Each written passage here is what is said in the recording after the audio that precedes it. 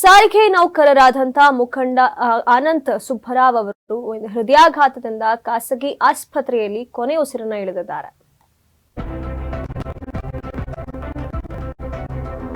ಕಳಚಿತು ಸಾರಿಗೆ ಹೋರಾಟದ ಹಿರಿಯ ಕೊಂಡಿ. ಸಾರಿಗೆ ನೌಕರರ ಮುಖಂಡ ಅನಂತ್ ಸುಬ್ಬರಾವ್ ವಿಧಿವಶರಾಗಿದ್ದಾರೆ. ಹೃದಯಾಘಾತದಿಂದ ಖಾಸಗಿ ಆಸ್ಪತ್ರೆಯಲ್ಲಿ ಕೊನೆ ಉಸಿರೆಳೆದಿದ್ದಾರೆ. ವಿಜಯನಗರದ ಮನೆಯಲ್ಲಿ ಸಂಜೆ 5:30ಕ್ಕೆ ಹೃದಯಾಘಾತ ಸಂಭವಿಸಿತು. ಖಾಸಗಿ ಆಸ್ಪತ್ರೆಗೆ ಸುಬ್ಬರಾವ್ ಅವರನ್ನ ದಾಖಲಿಸಲಾಗಿತ್ತು. ಆದರೆ ಚಿಕಿತ್ಸೆ ಫಲಿಸದೆ ಆಸ್ಪತ್ರೆಯಲ್ಲಿ ಅಸುನೀಗಿದ ಸುಬ್ಬರಾವ್ ಇಂದು ಕರೆ ನೀಡಿದಂತಹ ಬೆಂಗಳೂರು ಚಲೋ ಈಗ ಮುಂದೂಡಲಾಗಿದೆ.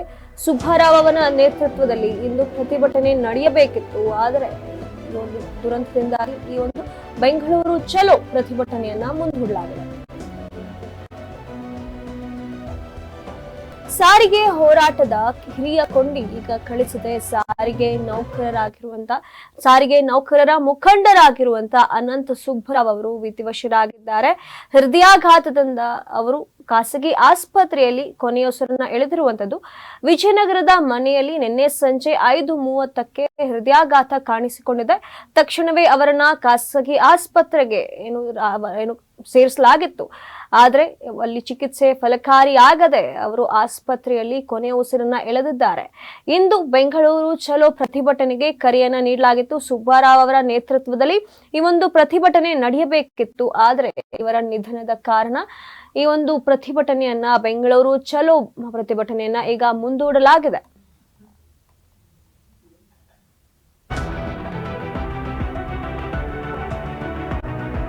ಸಾರಿಗೆ ನೌಕರರ ಮುಖಂಡ ಅನಂತ್ ಸುಬ್ಬರಾವ್ ಅವರ ವಿಧಿವಶ ವಿಚಾರವಾಗಿ ಮಲ್ಲೇಶ್ವರಂನ ಘಾಟೆ ಭವನದಲ್ಲಿ ಅವರ ಅಂತಿಮ ದರ್ಶನಕ್ಕೆ ವ್ಯವಸ್ಥೆ ಮಾಡಲಾಗಿದೆ. ಬೆಳಗ್ಗೆ ಮಧ್ಯಾಹ್ನ 12 ಗಂಟೆಯಿಂದ ಸಂಜೆ 4 ಗಂಟೆಯವರೆಗೆ ಅಂತಿಮ ದರ್ಶನಕ್ಕೆ ಅವಕಾಶ ಮಾಡಿಕೊಳ್ಳಲಾಗುತ್ತೆ. ಸಿಎಂ ಅಂತಿಮ ದರ್ಶನವನ್ನ ಪಡೆಯಲಾಗುತ್ತೆ. ಬಳಿಕ ನಿಮಾನ್ಸ್ ಆಸ್ಪತ್ರೆಗೆ ಪಾರ್ಥಿವ ಶರೀರವನ್ನ ಹಸ್ತಾಂತರಿಸಲಾಗುತ್ತೆ. ಸಾರಿಗೆ ನೌಕರರ ಮುಖಂಡರಾಗಿರುವಂತಹ ಅನಂತ್ ಸುಬ್ಬರಾವ್ ಅವರ ವಿಧಿವಶದ ಕಾರಣ ಬೆಂಗಳೂರನ್ನು ಚಲೋ ಎಂಬುವಂತ ಪ್ರತಿಭಟನೆಯನ್ನು ಆಯೋಜಿಸಲಾಗಿತ್ತು. ಇವರ ನೇತೃತ್ವದಲ್ಲಿ ನಡಿಬೇಕಾಗಿದ್ದಂತ ಪ್ರತಿಭಟನೆಯನ್ನ ಸದ್ಯ ಮುಂದೂಡಲಾಗಿದೆ. ಹಾಗೆ ಮಲ್ಲೇಶ್ವರಂನ ಘಾಟೆ ಭವನದಲ್ಲಿ ಅನಂತ್ ಸುಬ್ಬರಾವ್ ಅವರ ಅಂತಿಮ ದರ್ಶನಕ್ಕೆ ವ್ಯವಸ್ಥೆ ಮಾಡಲಾಗ್ತಾ ಇರುವಂತದ್ದು. ಇಂದು ಮಧ್ಯಾಹ್ನ 12 ಗಂಟೆಯಿಂದ ಸಂಜೆ 4 ಗಂಟೆಯವರೆಗೆ ಅಂತಿಮ ದರ್ಶನಕ್ಕೆ ಅವಕಾಶವನ್ನ ಮಾಡಿಕೊಡಲಾಗುತ್ತೆ. ಸಿಎಂ ಹಾಗೂ ಸಾರಿಗೆ ಸಚಿವರು ಸೇರಿ ಗಣ್ಯರಿಂದ ಅಂತಿಮ ದರ್ಶನವನ್ನ ಪಡೆಯಲಾಗುತ್ತೆ. ಬಳಿಕ ನಿಮಾನ್ಸ್ ಆಸ್ಪತ್ರೆಗೆ ಪಾರ್ಥಿವ ಶರೀರವನ್ನ ಹಸ್ತಾಂತರ ಮಾಡಲಾಗುತ್ತೆ. ಅದಾದ ನಂತರ ಮುಂದಿನ ಕ್ರಿಯೆಗಳನ್ನ ಮಾಡಲಾಗುತ್ತೆ. ನನ್ನ ಮಗಳು ಫೋನ್ ಮಾಡಿ ಎಮರ್ಜೆನ್ಸಿ ಇದೆ ಬಾ ಅಂತ ಅಂದ್ರು.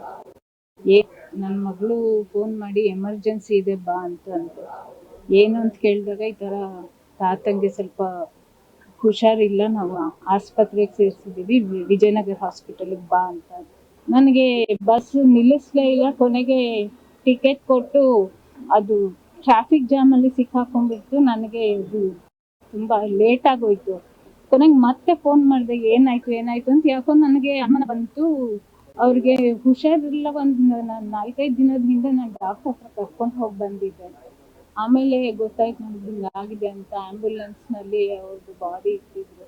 ಅವಾಗ ಗೊತ್ತಾಗಿದೆ ಏನಂದ್ರೆ ಮ್ಯಾಸಿವ್ ಕಾರ್ಡಿಯಾಕ್ ಅರೆಸ್ಟ್ ಆಗಿದೆ ಅಂತ. ಯಾಕೆಂದ್ರೆ ಮೊನ್ನೆನೂ ಡಾಕ್ಟರ್ ಹೇಳಿದ್ರು ತುಂಬಾ ಸ್ಟ್ರೆಸ್ ಆಗ್ತಾ ಇದೆ ನಿಮಗೆ ಹಾರ್ಟ್ಗೆ ಅಂತ ಹೇಳಿದ್ರು. ಅವರು ಬರ್ತೀರಾ ಆಫೀಸಿಗೆ, ಒಟ್ಟಿಗೆ ಹೋಗಿ ನಿಮ್ಮನ್ನು ಬಿಟ್ಬಿಟ್ಟು ಹೋಗ್ತೀನಿ ಅಂದಾಗ, ಇಲ್ಲ ನಂಗೆ ತುಂಬಾ ಸುಸ್ತಾಗ್ತಾ ಇದೆ, ನೀವು ಹೋಗಿರು, ನಾನು ಮುಖಂಡರಾಗಿರುವಂತಹ ಅನಂತ್ ಸುಬ್ಬರಾವ್ ಅವರ ನಿಧನದ ಹಿನ್ನೆಲೆಯಲ್ಲಿ ಇಂದು ನಡೆಯಬೇಕಿದ್ದಂತಹ ಬೆಂಗಳೂರು ಚಲೋ ಪ್ರತಿಭಟನೆಯನ್ನ ಮುಂದೂಡಲಾಗಿದೆ. ಫೆಬ್ರವರಿಯಲ್ಲಿ ಮತ್ತೆ ದಿನಾಂಕ ನಿಗದಿಪಡಿಸುವ ಬಗ್ಗೆ ಈಗಾಗಲೇ ಮಾಹಿತಿಯನ್ನ ಕೂಡ ನೀಡಲಾಗ್ತಾ ಇದೆ. ಜಂಟಿ ಕ್ರಿಯಾ ಸಮಿತಿಯ ಮುಖಂಡರಿಂದ ಈ ಒಂದು ಮಾಹಿತಿಯನ್ನ ನೀಡಲಾಗ್ತಾ ಇರುವಂತದ್ದು. ಇಂದು ಫ್ರೀಡಂ ಪಾರ್ಕ್ ನಲ್ಲಿ ನಡೆಯಬೇಕಿದ್ದಾದಂತಹ ಈ ಒಂದು ಪ್ರತಿಭಟನೆ ಬೆಳಗ್ಗೆ 10 ಗಂಟೆಯಿಂದ ಸಂಜೆ 4 ಗಂಟೆಯವರೆಗೆ ನಡೆಯಬೇಕಿತ್ತು.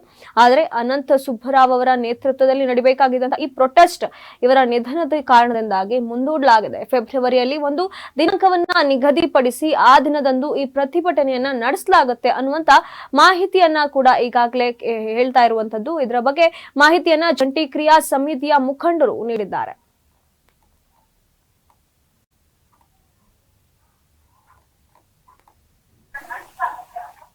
ಇದರ ಬಗ್ಗೆ ಹೆಚ್ಚಿನ ಮಾಹಿತಿಯನ್ನ ನಮ್ಮ ಪ್ರತಿನಿಧಿ ದರ್ಶನ್ ದೂರವಾಣಿ ಸಂಪರ್ಕದಲ್ಲಿ ನೀಡಲಿದ್ದಾರೆ. ದರ್ಶನ್, ಸಾರಿಗೆ ನೌಕರರ ಮುಖಂಡರಾಗಿರುವಂತಹ ಅನಂತ್ ಸುಬ್ಬರಾವ್ ಅವರು ನಿನ್ನೆ ಹೃದಯಾಘಾತದಿಂದ ಕೊನೆ ಉಸಿರೆಳೆದಿದ್ದಾರೆ. ಇದರ ಬಗ್ಗೆ ಹೇಳೋದಾದ್ರೆ